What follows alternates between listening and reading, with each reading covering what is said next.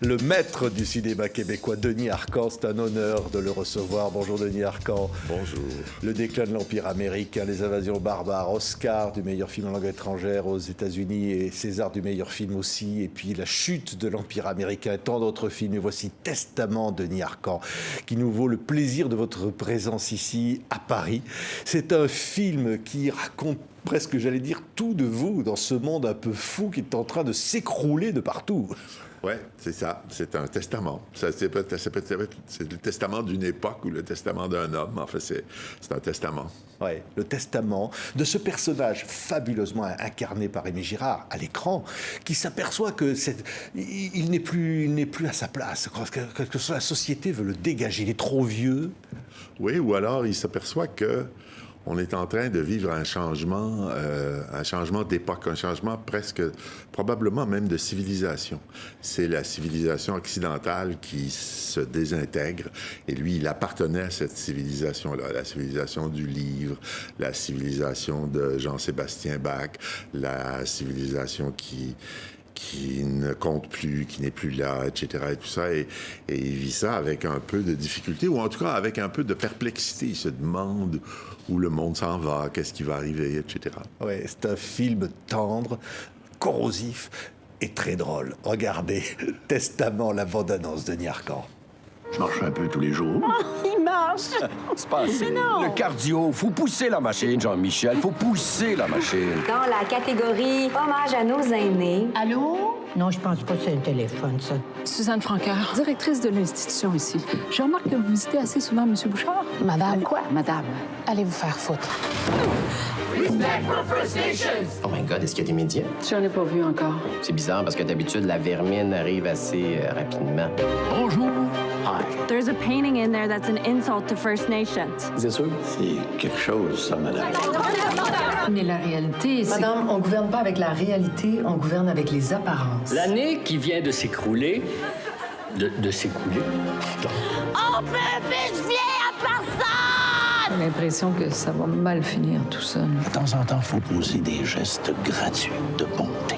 C'est ce qui rend la vie supportable. J'ai jamais été capable de faire ça, ces affaires-là. Incroyable, hein? Rémi Girard, Marie-Mé, Sophie Lorin, Caroline Néron, ils sont tous absolument incroyables, Denis Arcand, dans ce film. Il faut mieux prendre des bons acteurs. C'est un de mes principes. Oui. Si vous voulez. Le film se défend mieux dans ce temps-là. Oui. Et alors, donc, c'est fou parce qu'on voit une maison de retraite, ce personnage qui presque, on va dire, attend la mort. Il voit en tous les cas les feuilles mortes qui tombent des arbres. Et il sent que quelque part, c'est la fin. Et puis, il va se passer quelque chose dans sa vie qui va tout transformer, hein.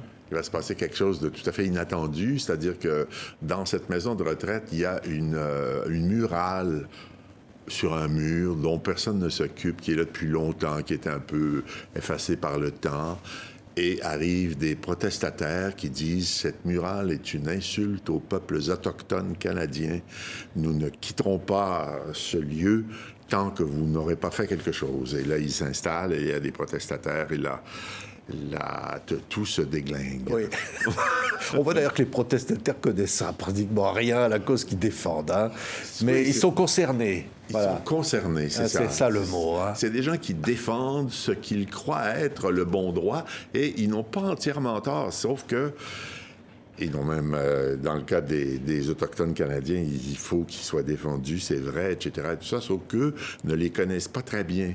Ils adoptent des causes. Et d'ailleurs, quand ils gagnent celle-ci, parce qu'éventuellement, ils vont la gagner, là, ils se précipitent vers un théâtre de banlieue qui va programmer du Bertolt Brecht, qui, comme on le sait, est un homme allemand écrivant à propos d'une femme chinoise, la bonne âme du Sichuan. Et donc, ça, c'est intolérable non plus. De quel droit un homme allemand peut-il parler au nom d'une femme chinoise? Alors, ils vont aller protester devant le théâtre. C'est le prochain but de leur activité. Ça, c'était basé sur une histoire vraie. Je crois que vous avez raconté que vous aviez vu à New York un tableau comme ça, hein, et vous vous êtes dit, tiens, on pourrait peut-être faire la même chose à la chapelle Sixtine. Oui, un tableau, une fresque qui dérangeait, comme ça. C'est parce qu'il y a des Indiens qui se sont présentés au Musée d'histoire naturelle de New York et ont dit, cette toile est une insulte à notre héritage. Et donc, les conservateurs l'ont corrigé dans le sens où ils ont mis devant une immense vitre et ils ont posé des corrections. Et donc, c'est ça qui a été, pour moi, le début de ma réflexion qui a mené à ce film-ci. C'est que je me suis dit, mais tout l'art occidental pourrait être corrigé. L'art a toujours des défauts, dépendamment du point de vue où on se met. Shylock est juif. Est-ce que il faudrait peut-être corriger Shakespeare parce que tous les juifs ne sont pas avaricieux. Et donc là, il y aurait lieu de corriger quelque chose. Alors la chapelle Sixtine, il faudrait changer quoi alors? Dieu. Ah oui. Dieu est un homme blanc, âgé, hétérosexuel. On sait que c'est précisément le type de gens qui sont responsables de tous les malheurs de l'histoire de l'humanité. Donc, on pourrait le remplacer éventuellement par une femme noire enceinte ou par, je ne sais pas, une jeune japonaise. Enfin, Dieu, on n'a jamais su exactement en quoi pourrait s'incarner Dieu. Donc, tout pourrait être corrigé, si vous voulez. Oui, vous êtes, je dirais, un garnement, Denis Arcand. Vous n'avez jamais cessé, il paraît que même à l'école, comme ça, vous pouviez énerver, mais tout en faisant rire vos camarades sur les travers, les folies de l'époque. Ouais, mais ce qui me sauvait, par contre, c'est que j'étais un bon élève. Donc, j'étais vraiment la tête à claque. C'est-à-dire que celui qui est un mauvais élève, on peut le congédier, le mettre à la porte, etc. Moi, j'avais des très bonnes notes. C'est juste que j'étais assis au fond de la classe et je rigolais, je ricanais. Donc, un enfant désagréable pour les professeurs, en tout cas. Oui. Non, mais tous les travers de l'époque, tous les poncifs, tous les wokistes, en fait.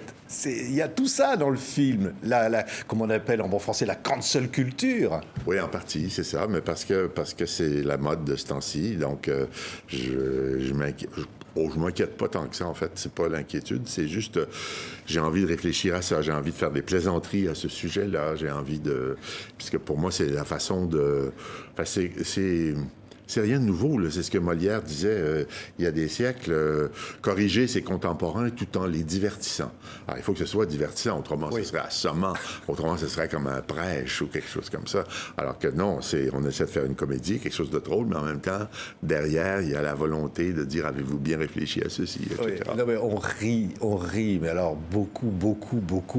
Et comme je disais, c'est jouissif, parce qu'au fond, c'est un peu un jeu de massacre, vos personnages. Là, on voyait dans la bande-annonce celui qui veut faire du vélo parce qu'on lui a dit que c'est comme ça qu'on va vivre plus vieux.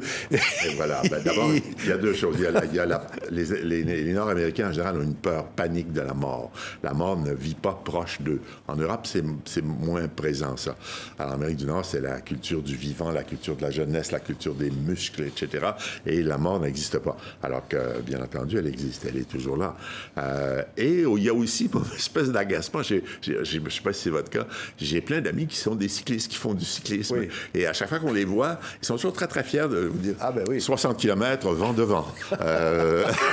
Et c'est toujours en nombre de kilomètres. Ils ont fait tant, en tant de temps, etc. Et tout ça. Et ils sont heureux. Ils ont souffert, mais ils sont heureux. Et je me suis dit, non, cette fois-là, je vais parler d'eux. Oui. Voilà, c'est ça. Oui, et puis la vanité de cette nouvelle société, de cette nouvelle civilisation qui prétend effacer tout ce qui a précédé. Ouais, une forme d'orgueil, de prétention suprême. Je ne sais pas si c'est de l'orgueil ou de la prétention. C'est quelque chose qui, de ce temps-ci, c'est quelque chose qui est né dans les universités américaines et qui est en partie transporté, je pense, par la ferveur religieuse américaine. On oublie toujours à quel point la société américaine était définie par la religion, à partir des Pilgrims dans la Nouvelle-Angleterre jusqu'aux baptistes dans le Sud, etc. Il y a toujours une espèce d'élan religieux, révolutionnaire, etc. Puis là, ça transporte la société. Il ne faut jamais offenser personne. Il ne faut jamais dire un mot de trop. Il y a des mots qu'il faut bannir définitivement. Ça vient d'un fond religieux, ça, quelque part. C'est comme... Il y a des choses qui sont sacrilèges, etc. Et c'est très difficile de lutter contre ça parce que vous ne pouvez pas faire une argumentation rationnelle. Ça dépasse la rationalité. Et d'ailleurs, ils vont vous dire eux-mêmes, la rationalité, c'est dépassé. La rationalité, c'est quelque chose qui appartient aux hommes blancs, aux colonialistes. J'ai entendu récemment quelqu'un qui disait, la biologie elle-même, la science, la biologie, c'est une posture paternaliste et colonialiste. Moi, ça me fait un peu peur, ça, parce que, je veux dire, la gloire de l'humanité, ça a toujours été la science. C'est Pasteur, c'est c'est Einstein, c'est ça. Puis là, non, on réfute ça au complet. Oui. Ça m'inquiète un peu. Là, votre personnage, il se fait traiter de vieux con. Oui, mais ça, c'est pas un truc, parce que vous n'avez pas peur de vous faire traiter de vieux con, Denis? Non, c'est pas si grave. Ah, c'est pas si grave. Je me suis fait traiter de tous les noms dans ma vie, donc celui-là, je vais m'en défendre quand même. Parce que c'est un peu votre double, Rémi, dans le film, Rémi Girard, qui est là. Ouais. Ben, c'est mon double dans le sens, oui, c'est vrai. Mais je pense que beaucoup de réalisateurs sont comme ça. Finalement, au gré du travail, pendant une vie de temps, on finit par trouver des acteurs qui sont comme nous. Ils n'ont pas besoin d'être comme nous physiquement, mais ils transportent bien ce qu'on a à dire. Erland Josephson, c'était Ingmar Bergman, finalement. John Wayne, c'était John Ford. Marcello Mastroianni, c'était Federico Fellini, etc. Tout ça, c'est une espèce de voix qui, au cours des films, finissent par être la nôtre. Oui. Et puis dans le film, il s'appelle Testament, il y a ce côté, les vieux nous emmerdent, en fait. On les met dans des EHPAD, comme on dit chez nous, ici, on les met dans les maisons de vieux, et puis on attend qu'ils soient morts. Mais en même temps, il faut être patient, ça va arriver, mais bon. Ben oui, c'est ça. Ils sont plus aptes à la société, ils sont plus rien. Des fois, c'est bien parce qu'il y a la COVID, alors il y en a une grande partie qui disparaît. Oui. C'est cynique. Mais on sent bien ce regard dans le film sur la vieillesse, cette société qui ne veut plus des vieux. Eh oui, mais que voulez-vous, c'est toute une société, mais c'est compliqué. C'est très compliqué de garder les ancêtres à la maison parce que les appartements sont trop petits, on ne sait pas quoi faire avec, on travaille tout. Autrefois, il y avait toute une structure qui faisait que à la maison, il y avait des enfants qui restaient là, il y avait une femme qui restait là, il y avait des fois une tante qui restait là, et la grand-mère, ma grand-mère sommeillait au coin du feu. Il y avait une place pour elle jusqu'à temps qu'elle meure. Maintenant, dans des petits appartements en ville, etc., il n'y a pas de place, il faut les prendre et les déposer quelque part. Il n'y a pas personne qui est particulièrement coupable de ça. C'est toute une série d'événements et on ne sait pas exactement quand ça a commencé, pourquoi, etc. Sauf qu'il faut mettre les vieux quelque part, il faut les parquer quelque part. Oui. Puis alors là, c'est comme ça qu'on vit. Oui, mais ce qui est extraordinaire dans le film, c'est que tout est juste. Parce que c'est pas une caricature, c'est qu'au fond, on se dit, bon sang, mais oui, c'est vrai, c'est drôle et en même temps, c'est vrai. C'est ça qui est terrible. Ce qui fait que c'est drôle, c'est que c'est vrai. Oui. C'est toujours la même chose. C'est parce qu'une bonne comédie, elle est basée sur des faits réels qui sont indiscutables et on fait simplement grossir le trait un petit peu. C'est ça qui provoque le rire. Oui. Alors, vieille technique.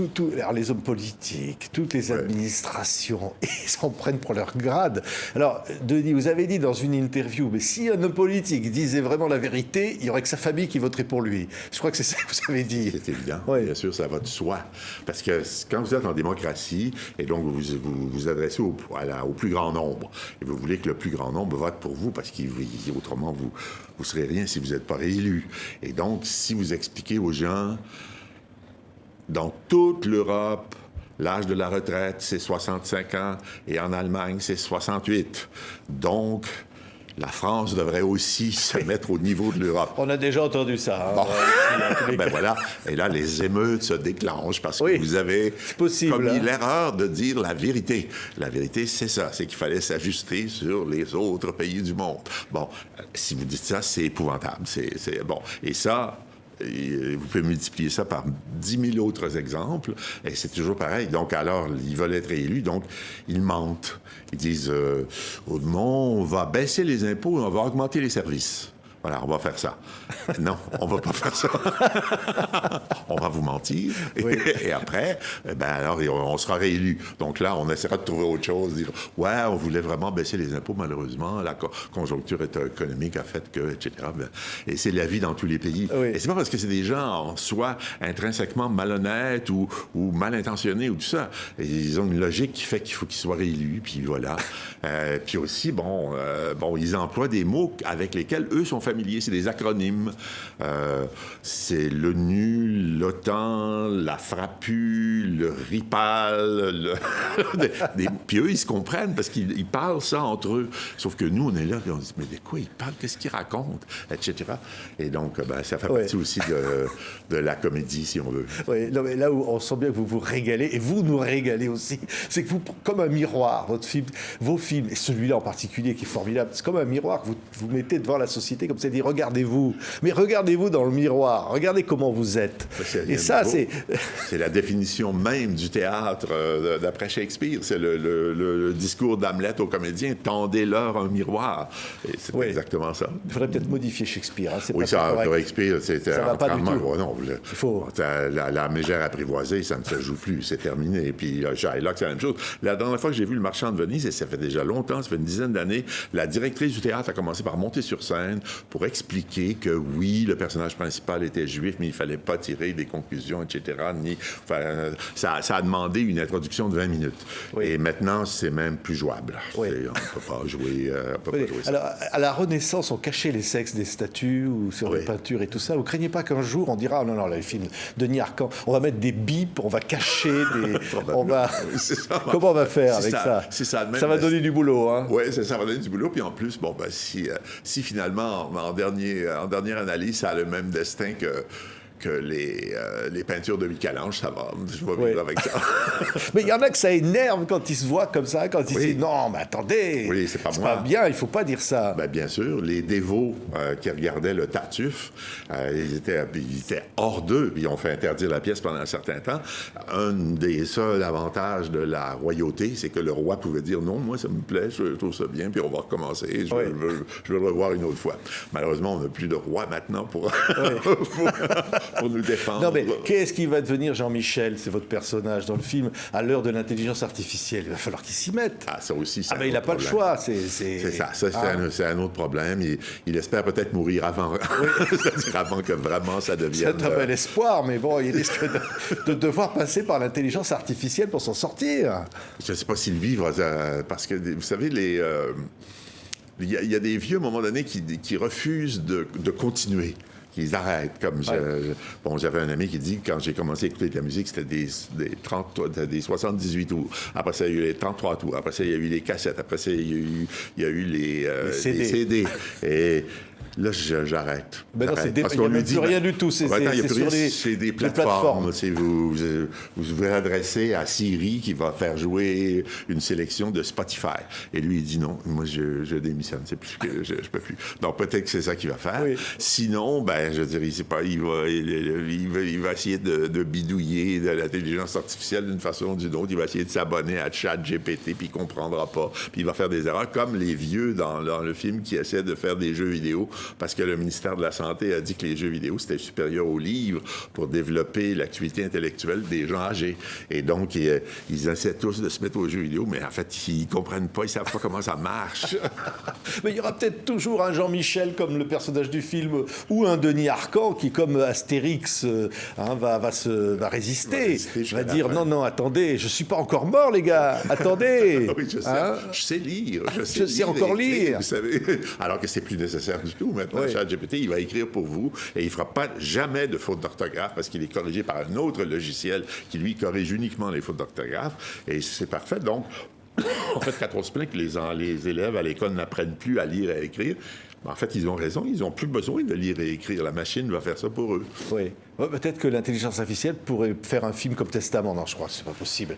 Denis Arcand, vous n'êtes pas transformable en intelligence artificielle. Non, mais l'intelligence artificielle, elle va déjà faire ceci. C'était une des causes de la grève de Hollywood qui a été si longue l'été dernier. C'était que sur des séries de télévision standards, disons les CSI Los Angeles, des trucs de policiers et tout ça, vous fournissez 50 scénarios à l'intelligence artificielle avec le bon policier, celui qui est un peu brutal, celui qui est paresseux, etc. et tout ça, la jeune fille attirante qui est à la réception. Vous fournissez ça à l'intelligence artificielle et il vous sort des scénarios à volonté, sans arrêt, qui vont être pareils que les émissions de télévision que vous écoutez.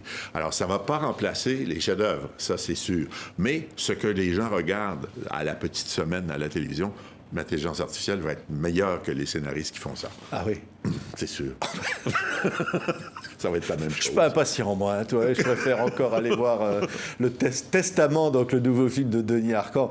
Qu'est-ce qu'on prend du plaisir dans votre cinéma, Denis, vraiment. Hein, depuis le déclin de l'Empire américain jusqu'à Testament. C'est toujours comme ça, ce regard sur le monde, sur cette société. C'est, ouais, comme vous disiez, il y a Flaubert, il y a Molière, il y a... même si on a tendance à les oublier maintenant. Ouais. Et puis, il y a Denis Arcand, grand maître du cinéma québécois. Merci infiniment, Denis. Allez voir ce film, courez voir, vous allez les adorer. Marie-Mé, chanteuse star, elle est extraordinaire dans le film. Hein. Parmi sa silhouette. Parmi ses comédiens. Puis alors Rémi, regardez-le, avec ses lunettes, avec tout ça, c'est Chaplin. Ouais. C'est un peu, il y a quelque chose comme ça. Hein. Oui, c'est quelque chose d'ancien comme ça, ouais. Exactement. Ouais.